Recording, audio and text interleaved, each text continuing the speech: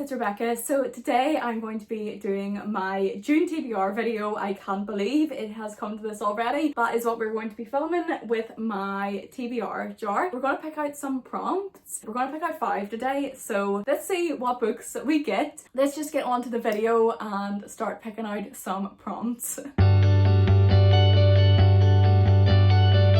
Let's just get into picking out the first prompt, and then I can show you like all of my options as I pick out some of the other books as well. I have so many prompts in here, it is crazy. Let's see what we get. I've picked out one. That might be, I think that's upside down. So it says a book with a person on the cover. Just thinking, there is a couple of books that I'll just mention that I particularly want to get to this month just while we're here. So Emily did pick out for a Get a Friend to Pick a Book last month. Emily did pick out The Talented Mr. Ripley. I never ended up actually getting around to reading it. This is definitely a priority for me for June because I would really like to just keep it in mind that Emily did pick it, and I would like to really read it anyway, and I'm trying to read a classic per month, so I'm going to hopefully try and get that on the list for June. It obviously does not have a person on the cover, so we can't pick that one. So let's see what other options that we have. I don't think that Catabasis does. I don't know if you can see, but there is kind of people on the cover. There was another one somewhere there. That is kind of a person on the cover, but obviously that's a loose fit, but it could do. I also have this book called The Macabre. Is that a person?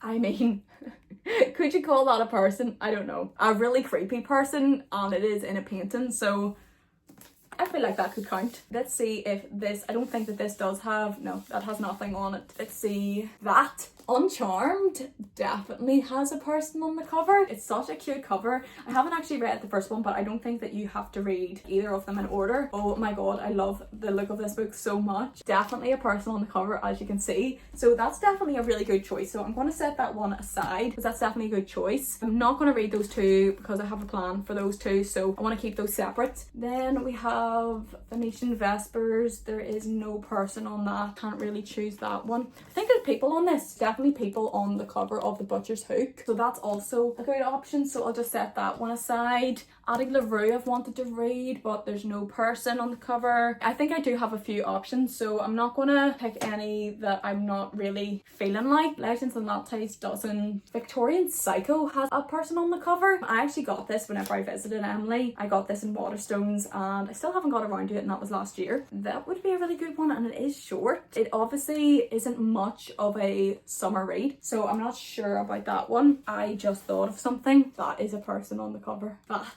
is a person on the cover. I literally just unboxed this for a book haul. I kept it to unbox. Now I finally have it, and it's actually finally an option for me to read. This is going to be my choice. I'm not going to lie. This is what I'm going to choose. This is Yesteryear by Carol Claire Burke. I think it's like a literary fiction thriller-esque novel, and everybody is going insane for it. I don't know anything more about that. I'm going to keep it that way because I just don't think I need to know more. I did once upon a time know completely what it was about, but I've forgotten. It sounds so good. Let me know if you have read this and what your thoughts were, because a lot of people have loved this, but this is going to be my first pick. I absolutely cannot wait to read it. Okay, so let's pick out the second prompt. I'm so excited to see what I get. Okay, we've got another one. It says a book by an author you have wanted to try. Okay, so I'm not going to pick one that's just like a random, like I've wanted to read that specific book. I'll actually choose like an author I've wanted to try from. I'm thinking kind of The Talented Mr. Ripley kind of counts because she is like an actual famous author in her own right. Just trying to think of authors on here that I haven't read from that I've wanted to try. I have already read an R.F. Kuang book before, so I can't pick those. I could pick Addie LaRue.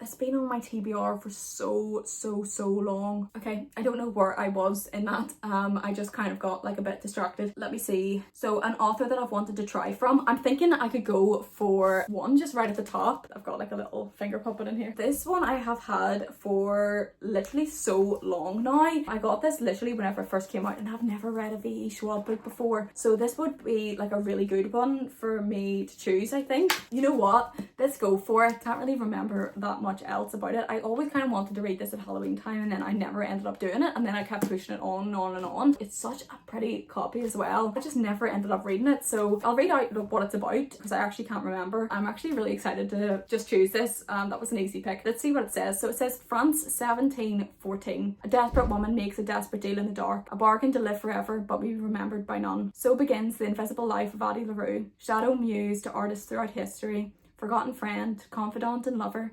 slipping away with the morning light. Addie passes through lives, desperate only to leave a trace of herself, until the day she walks back into a small bookshop in Manhattan and meets Henry, who remembers her. After 300 years, Addie's life is restarting, but the devil never plays fair. As Henry and Addie's lives start to intertwine, they must face the consequences of the decisions they've made and the prices to be paid. The Invisible Life of Addie LaRue is a dazzling adventure across centuries and continents, across history and art, about a young woman learning how far she will go to leave her mark on the world. So this sounds so good. I am so excited to read it and actually finally read not only this book, but actually my first ever book by V. Schwab. Literally can't believe I'm actually finally reading this. Let's go ahead and pick our third prompt. Let's see what I get. So let's see what we've got. I think that says, yeah, it's continue a series. You know what? I am actually not in the middle of any series right now. What I'm thinking, there's some books that I really want to reread and then continue on with. What I'm going to do is I'm going to choose The Raven Boys by Maggie Stiefvater. I have only read the first two in the series. I wanted to reread the first two so I can continue on and finish the series and read the last two books. I have them all, but I've just never ended up finishing the whole series. That's what I'm going to choose. I'm going to reread The Raven Boys so that I can continue on with the series, and I loved it whenever I read it. I don't know why I stopped, I just for some reason I did. That's what I'm going to pick. The Raven Boys is basically about a girl who is clairvoyant, I believe. I think she's cursed that like she'll kill the boy who is her first kiss, and her whole family are kind of like trying her the best to like avoid that and everything. So I remember loving it. It's like a YA, classic YA. I just think I'll love to reread them and to continue on with that series eventually. So I'm so excited with that pick. That will be such a fun one. I'm so excited for that. So let's pick the next prompt. Prompt number 4. I'm actually racing through this. I'm actually meant to be going to the cinema, so I'm kind of like making sure that I'm not like taking up too much time picking between books. Let's see what we have here. We have a book under 300 pages.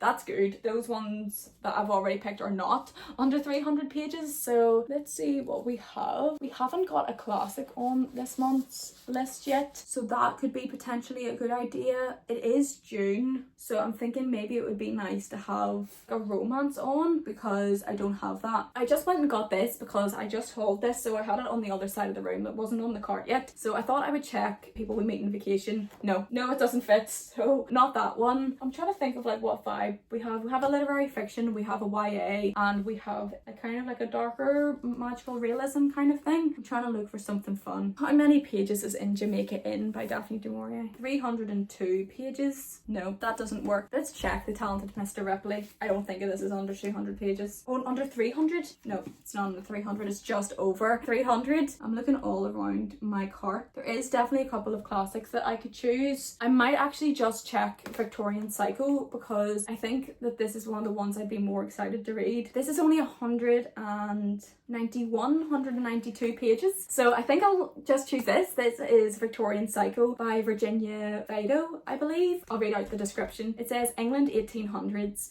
Winifred Noddy arrives at Ensor House, prepared to play the perfect Victorian governess. She'll dutifully tutor her charges, tell them bedtime stories, and only joke about eating children. But the longer Winifred spends within the estate's dreary confines, and the more she learns of the perversions and pathetic preoccupations of the Pounds family, the more trouble she has sticking to her plan.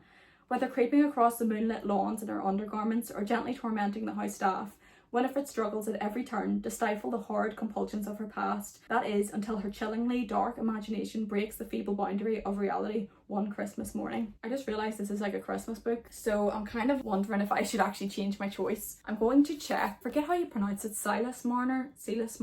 I always forget how to pronounce this. This is by George Eliot. This is only 208 pages, so I feel like I actually might change to this because I don't think that this is the right time of the year to read this Victorian Psycho, so I'm going to put that one back. I thought that would maybe be a better one, but I'm actually thinking because I don't have a classic on the list, this could actually be a really good choice. So I'll read out what this one's about. It's Silas Marner, I'm so sorry, I actually have no idea how to pronounce it. The story of an isolated man who learns to open his heart was George Eliot's favourite of her novels, combining humour, rich symbolism and pointed social criticism.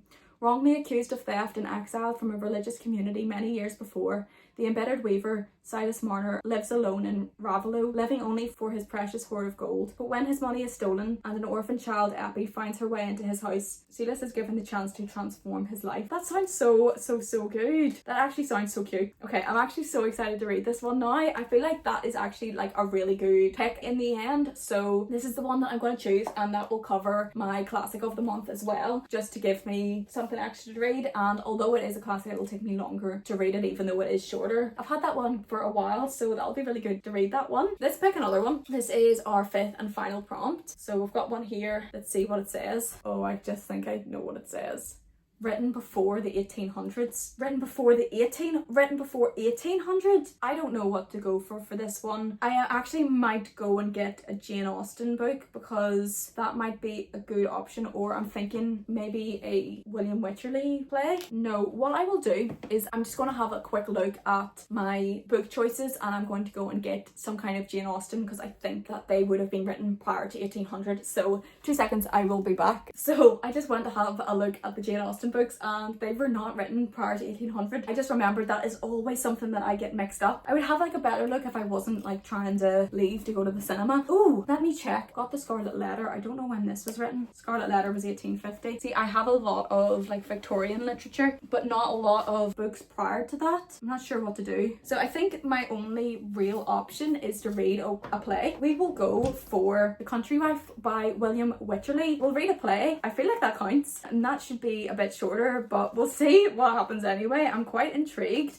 I think it's like very short though, so I don't know if does this count. I have the Scarlet Pimpernel. I'm using my phone to film actually, just to see how it looks in comparison to my camera, because I'm thinking about getting a new camera, so that's why I'm like not searching anything. I'm going to go and I'm going to check if the Scarlet Pimpernel was written prior to 1800. When was Silas Marner? 1861. So that doesn't count. I'm going to see when Scarlet Pimpernel was published. This is quite chaotic. Okay, I've got the Scarlet Pimpernel. Let's see what year that this was written in. There's no way. Like 1903. So that's definitely not an option. So in the end, we will go with a play. It is my only option, I believe, because I'm trying to leave Shakespeare for a completely different thing. So I don't want to pick any of those. I do also have Aphra Behn's plays, but there's no point in me picking that. So this, The Country Wife, would have been from William Wycherley, was born in 1641. The Country Wife came in 1675, so well below 1800. It's a comedy. I have never read any of his plays before, so that should be like super interesting. I'm so excited to read that. What I might do, because this is so short, I might actually pick a 6th prompt as quickly as I can. Or will I? You know what? I keep not finishing all my reads, so I'll just leave it at that, and then that means that I should hopefully be able to actually genuinely get through all of the books that I have picked out. That was so completely chaotic. But that anyway, that was all of my TBR picks for June. I am so excited to read them. I didn't particularly like that angle, so I thought, you know what, I'll just change it for the outro.